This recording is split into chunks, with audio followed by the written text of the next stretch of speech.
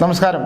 രാഷ്ട്രീയം എൻ്റെ ഒരു വിഷയമല്ല. എന്നാലും ചില കാര്യങ്ങൾ ലക്ഷണശാസ്ത്രപ്രകാരം നോക്കേണ്ട ഒരു അവസ്ഥ വരുമ്പോൾ ഞാൻ അതിനെക്കുറിച്ചൊന്ന് സംസാരിക്കാറുണ്ട്. ആത്മീയമായ തലത്തിലൂടെ സഞ്ചരിക്കുന്ന ഒരാൾ എങ്ങനെയാണ് രാഷ്ട്രീയത്തെ വിലയിരുത്തുക എന്നുള്ളത് ഒരു ചോദ്യം തന്നെയാണ്. എന്നാലും ചിലത് പറയാതെ വയ്യ. നമ്മളെപ്പോഴും ചെയ്യുന്ന കർമ്മങ്ങൾ നമ്മുടെ താൽക്കാലികമായ നിലനിൽപ്പിന് വേണ്ടിയിട്ടാവും, സാമ്പത്തിക നേട്ടത്തിന് വേണ്ടിയിട്ടാകും, അല്ലെങ്കിൽ ഭൗതിക സുഖങ്ങൾക്ക് വേണ്ടിയിട്ടാകും. സിനിമയിലും രാഷ്ട്രീയത്തിലുമൊക്കെ അങ്ങനൊരു അന്തരീക്ഷം എപ്പോഴും സംജാതമായി കൊണ്ടേയിരിക്കും. ഇന്ന് കാണുന്നവനെ നാളെ കാണുന്നില്ല. ഇന്ന് ഏറ്റവും ഉയരത്തിൽ നിൽക്കുന്നവനെ നാളെ നമ്മൾ ഏറ്റവും പാതാളത്തിലേക്ക് കാണും. രാഷ്ട്രീയത്തിൻ്റെയും സിനിമയുടെയും അവസ്ഥ അതാണ്. പക്ഷേ അങ്ങനെ ഭാഗ്യം കൊണ്ട്, നക്ഷത്രങ്ങളുടെ ബലം കൊണ്ട്, അല്ലെങ്കിൽ പൂർവ്വജന്മ സുഹൃതം കൊണ്ട് ഒരു ചെറിയ സമയം ഈശ്വരൻ കൊടുക്കും അവർക്ക്. ആ സമയം അഹങ്കരിച്ചും തനിക്കപ്പുറത്തേക്ക് മറ്റൊന്നും ഇല്ല എന്ന് വിചാരിച്ചുകൊണ്ടും താനാണ് എല്ലാം എന്ന് വിചാരിച്ചുകൊണ്ടും ജീവിക്കുന്ന ചില മനുഷ്യർക്ക് ചില അബദ്ധങ്ങൾ പറ്റും. അടുത്ത നിമിഷം കിടന്നുറങ്ങുമ്പോൾ രാവിലെ ഉണരും എന്ന് ഒരു ഉറപ്പുമില്ലാത്ത മനുഷ്യജീവിതത്തിൽ എന്തിനാണ് അഹങ്കരിക്കുന്നത് എന്ന് ചോദിച്ചാൽ അതൊരവസ്ഥയാണ്. അഹങ്കരിച്ചേ പറ്റൂ. അഹങ്കരിച്ചാൽ മാത്രമേ അതിൻ്റെ ഫലം അനുഭവിക്കാൻ പറ്റൂ. അത്തരത്തിലൊരു ഫലം അനുഭവിക്കേണ്ടി വന്നാൽ മാത്രമേ തകർച്ച എന്താണ്, ദുരിതം എന്താണെന്ന് നമുക്കറിയാൻ സാധിക്കുകയുള്ളൂ. എന്താണ് അനുഭവങ്ങളിൽ നിന്ന്. എന്തുകൊണ്ടാണ് ഇത് പറയുന്നത് എന്ന് വെച്ചാൽ, പിണറായി വിജയൻ സർക്കാരിൻ്റെ ഭരണകാലം വീണ്ടും തുടരുമെന്നും 99 എന്ന് പറയുന്ന സംഖ്യയുമായിട്ട് ബന്ധപ്പെട്ടിട്ട് അവർക്ക് അംഗബലമുണ്ടാകുമെന്നും ഞാൻ ഇലക്ഷന് വളരെ മുമ്പ് തന്നെ ഞാൻ ഭാരത് ലൈവിൽ പ്രവചിച്ചിരുന്നതാണ്. പ്രവചനങ്ങൾ കർണേക്ഷി ഉപാസനയിലൂടെ പറയുന്നത് കൊണ്ട് തെറ്റാറില്ല എന്നുള്ളതാണ്. തെറ്റിയേക്കാം. ആ തെറ്റുന്നത് നമ്മുടെ നിഗമനങ്ങളിൽ അല്ലെങ്കിൽ നമ്മൾ കേൾക്കുന്നതിൻ്റെ കുറവ് കൊണ്ട് ചിലപ്പോൾ അങ്ങനെ സംഭവിച്ചേക്കാം.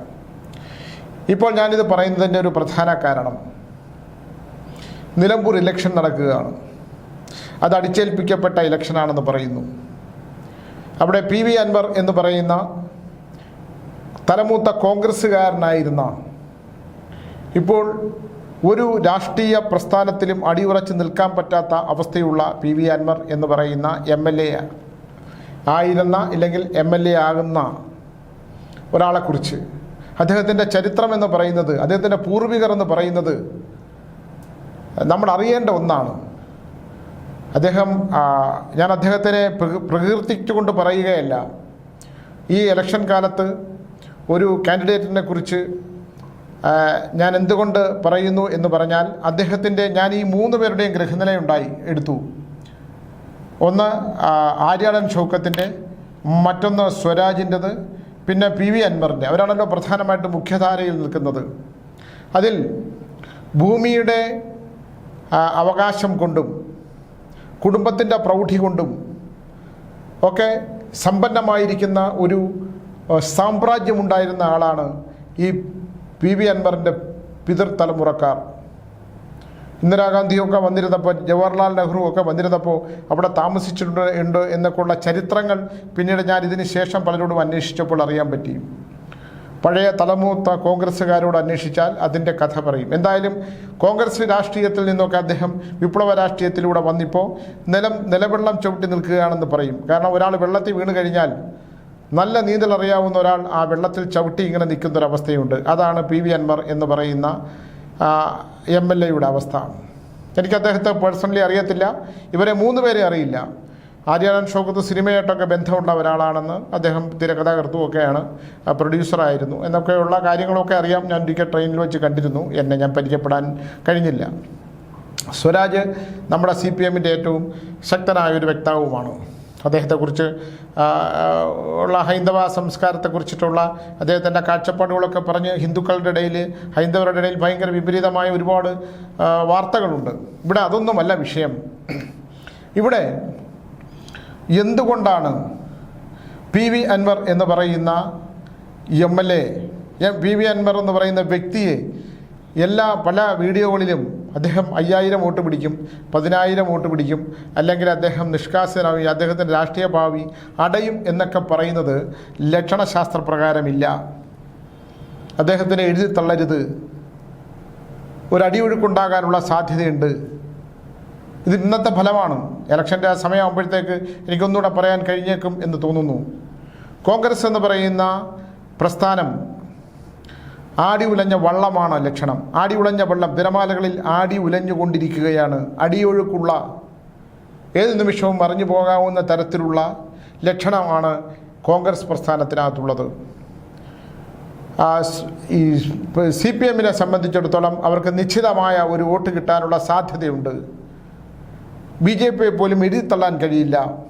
അദ്ദേഹത്തിൻ്റെ വ്യക്തമായിട്ട് നോക്കാൻ കഴിയാത്തത് കൊണ്ടാണ് ഞാനത് അങ്ങനെ പറയുന്നത്. പക്ഷെ PV അൻവർ എന്ന് പറയുന്ന അദ്ദേഹം ഇപ്പോൾ അദ്ദേഹത്തിൻ്റെ രാഷ്ട്രീയം ഏതോ പ്രസ്ഥാനത്തിലാണ്, ഏതിലാണ് നിൽക്കുന്നതെന്ന് എനിക്ക് വ്യക്തമായ ധാരണയില്ലാത്തത് കൊണ്ട് പറയുകയാണ്. എഴുതിത്തള്ളാൻ കഴിയാത്ത വിധത്തിലുള്ള ഒരു അവസ്ഥ നിലമ്പൂരിലുണ്ട്. നമ്മൾ വളരെ ഈസിയായി ജയിച്ചു കയറാം എന്ന് വിചാരിക്കുന്ന കോൺഗ്രസ്സുകാരോട് ഞാൻ പറയുന്ന ഒരു കാര്യമുണ്ട്. നിങ്ങൾ വിചാരിക്കുന്ന അത്ര എളുപ്പമല്ല അവിടെ. VD സതീശനെ പോലൊരു പ്രതിപക്ഷ നേതാവിൻ്റെ വാക്കുകളിലെ അഹങ്കാരം, കോൺഗ്രസ് പ്രസ്ഥാനത്തിലെ നേതാക്കൾ സംസാരിക്കുമ്പോൾ സംസാരിക്കേണ്ട ആ വിനയം, അതൊന്നും VD സതീശൻ എന്ന് പറയുന്ന പ്രതിപക്ഷ നേതാവിൻ്റെ മുഖത്തില്ല, വാക്കുകളിലുമില്ല. അതുകൊണ്ട് തന്നെ ആ പ്രസ്ഥാനത്തിനുള്ളിൽ അദ്ദേഹത്തിനെതിരെ ശക്തമായ ഒരു അടിയൊഴുക്കുണ്ടാകാനുള്ള സാധ്യത വളരെ കൂടുതലാണ്. അദ്ദേഹത്തിൻ്റെ ഗ്രഹനില ഒന്ന് നല്ല ഏതെങ്കിലും ജ്യോതിഷ പണ്ഡിതന്മാരെ കൊണ്ട് പരിശോധിപ്പിച്ചാൽ അദ്ദേഹത്തിന് മനസ്സിലാക്കാവുന്ന കാര്യത്തിൽ, കാരണം നമ്മുടെ നില തെറ്റുന്ന സമയത്ത്, ഈ കാലിടറി വീഴുന്ന സമയത്ത് നമ്മൾ ഇതൊന്നും നോക്കില്ല. വീണ് കഴിഞ്ഞതിന് ശേഷം മാത്രമാണ് നമുക്കിതൊക്കെ ചിന്തിക്കാൻ പറ്റുന്നത്. അദ്ദേഹത്തിൻ്റെ രാഷ്ട്രീയമായിട്ടുള്ള കാഴ്ചപ്പാടുകളോ രാഷ്ട്രീയമായുള്ള തീരുമാനങ്ങളോ ഒക്കെ തന്നെ വ്യക്തിപരമാകാതെ കോൺഗ്രസ് എന്ന് പറയുന്ന അടിത്തറ ഇളകിക്കൊണ്ടിരിക്കുന്ന, അടിത്തറ ഇല്ലാതെ പോകുന്ന, ജനങ്ങൾ വിട്ടുമാറി മറ്റു പ്രസ്ഥാനങ്ങളിലേക്ക്, മറ്റു രാഷ്ട്രീയ പ്രസ്ഥാനങ്ങളിലേക്ക് പോയിക്കൊണ്ടിരിക്കുന്ന ഈ കാലഘട്ടത്തിൽ താനാണ് കോൺഗ്രസ് എന്ന് വിചാരിച്ചുകൊണ്ട് അദ്ദേഹം ചെയ്ത് കൂട്ടുന്ന ചില കർമ്മങ്ങൾ കോൺഗ്രസിൻ്റെ അടിത്തറ ഇളക്കുമെന്ന് മാത്രമല്ല, ആര്യടൻ ഷൗക്കത്ത് എന്ന് പറയുന്ന ആ സ്ഥാനാർത്ഥിക്ക് വിജയത്തിലേക്ക് എത്താനുള്ളതിനൊരു വഴിമുടക്കായിട്ട് കാണുന്നുണ്ട്. മറ്റൊന്ന്, ഈ ആര്യാടൻ ഷൗക്കത്തിൻ്റെ കുടുംബം എന്ന് പറയുന്നത്, ആര്യാടൻ മുഹമ്മദ് എന്ന് പറയുന്ന അദ്ദേഹത്തിൻ്റെ പിതാവ്, അദ്ദേഹം വലിയ പ്രശസ്തനായ കോൺഗ്രസ് നേതാവായിരുന്നു. നിലമ്പൂരിലെ വളരെ പ്രധാനപ്പെട്ട ഒരാളായിരുന്നു. അദ്ദേഹം K. കരുണാകരൻ എന്ന് പറയുന്ന ഒരു രാഷ്ട്രീയ ഭീഷ്മാചാര്യരെ എന്നും എതിർക്കുകയും ചവിട്ടിത്താഴ്ത്താൻ ശ്രമിക്കുകയും ചെയ്തിരുന്നതാണ്. അവർ രണ്ടുപേരും ഇപ്പോൾ ഭൂമിയിലില്ല. നമ്മളൊരാളെ നശിപ്പിക്കാൻ ശ്രമിച്ചാൽ, ഇല്ലാതാക്കാൻ ശ്രമിച്ചാൽ, അയാൾ അനുഭവിക്കുന്ന വേദനയുടെ ഒരംശം ആ സത്യസന്ധമായി വേദനിച്ചിട്ടുണ്ടെങ്കിൽ അതിൻ്റെ ഒരംശം കുലത്തിൽ ബാധിക്കും എന്നുള്ളതാണ്. അത് ഒരാളുണ്ടാക്കിയ സമ്പത്ത് മറ്റൊരാൾ കവർന്നെടുത്ത് അയാൾ ആഡംബരപൂർവ്വം ജീവിക്കുകയാണെങ്കിൽ താൽക്കാലികമായി ജീവിക്കാൻ പറ്റും. പക്ഷേ മറ്റേയാളിൻ്റെ വേദന, അത് അവർ എന്തൊക്കെയാണോ ചെയ്യുന്നത് അവിടെയൊക്കെ ചെന്ന് പറ്റി അതൊരു ദുരന്തമായി മാറാൻ സാധ്യതയുള്ളതുപോലെ ആര്യാടൻ ഷൗക്കത്തിൻ്റെ ഇപ്പോഴത്തെയുള്ള അവസ്ഥയിൽ K. കരുണാകരൻ എന്ന് പറയുന്ന രാഷ്ട്രീയ ഭീഷ്മാചാര്യൻ കോൺഗ്രസിൻ്റെ എന്നും ശക്തമായ നിലപാടോടുകൂടി കോൺഗ്രസ് പ്രസ്ഥാനത്തിനെ വളർത്തിയെടുത്ത ഇന്ദിരാഗാന്ധിയോടൊപ്പം ഉണ്ടായിരുന്ന K. കരുണാകരൻ്റെ ആത്മാവിൻ്റെ നൊമ്പരം അത് ആര്യാടൻ ഷൗക്കത്തിനെ ബാധിക്കുമെന്ന് പറഞ്ഞാൽ നമുക്കത് തള്ളിക്കളയാൻ പാടില്ല. ലക്ഷണശാസ്ത്രപ്രകാരം ഇല്ലെങ്കിൽ ജ്യോതിഷപ്രകാരം അത്തരം കാര്യങ്ങൾ ഗ്രഹിച്ചു പറയുന്നവർക്ക് അതിൻ്റെ ഒരു മൂലകാരണം എന്താണെന്ന് മനസ്സിലാകും. അതുകൊണ്ട് അടിയൊഴുക്കുകൾ കൊണ്ട് ഈ രാഷ്ട്രീയം, ഈ ഇലക്ഷൻ നമ്മൾ എഴുതിത്തള്ളുന്ന ഒരാൾക്ക് അവരെ ചിന്തിക്കുന്നതിനേക്കാൾ കൂടുതൽ വോട്ടോടുകൂടി നിലനിൽക്കാനും പരാജയപ്പെട്ടാൽ തന്നെ അത് മറ്റുള്ളവരെ അത്ഭുതപ്പെടുത്താവുന്ന വിധത്തിലാണെന്നും VD സതീശൻ എന്ന് പറയുന്ന പ്രതിപക്ഷ നേതാവിൻ്റെ അഹങ്കാരം സ്വന്തം പാർട്ടിയിലെ ആൾക്കാർ തന്നെ ചിലപ്പോൾ അദ്ദേഹത്തിന് ശത്രുക്കളായി കെട്ടിപ്പിടിച്ചുകൊണ്ട്, കെട്ടിപ്പുണർന്നുകൊണ്ട് സ്നേഹത്തോടെ ചേർത്ത് പിടിക്കുകയും അത് അദ്ദേഹത്തെ കാലുവാരുകയും ചെയ്യുമെന്നും പ്രതിപക്ഷ സ്ഥാനത്തിന് തന്നെ കോട്ടം തട്ടാവുന്ന ചില വിഷയങ്ങളും അടുത്ത അധികാരത്തിൽ വരാമെന്ന് പറയുന്ന അധികാരത്തിലേക്കെത്തി മുഖ്യമന്ത്രിയാകാൻ തുന്നൽ ഷട്ടം ധരിച്ചിരിക്കുന്ന പലർക്കും വളരെ വേദനാജനകമായ ചില അനുഭവങ്ങൾ ഉണ്ടായിക്കൊണ്ട് കേരള രാഷ്ട്രീയത്തിൽ കോൺഗ്രസിൻ്റെ പ്രസക്തി നഷ്ടപ്പെടാവുന്ന വിധത്തിലുള്ള ചില വിഷയങ്ങൾ ലക്ഷണശാസ്ത്രത്തിൽ കാണുന്നുകൊണ്ട് ഞാൻ പറഞ്ഞതേ ഉള്ളൂ.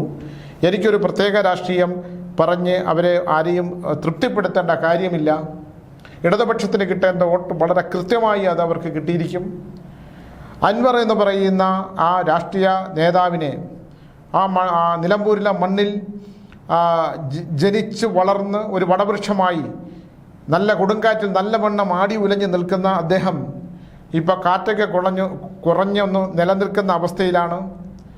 ജനങ്ങൾ ഒപ്പമുണ്ട് എന്ന് മാത്രം മറ്റുള്ള രാഷ്ട്രീയക്കാർ വിചാരിക്കുക, അദ്ദേഹത്തിനെ എഴുതിത്തള്ളാതിരിക്കുക.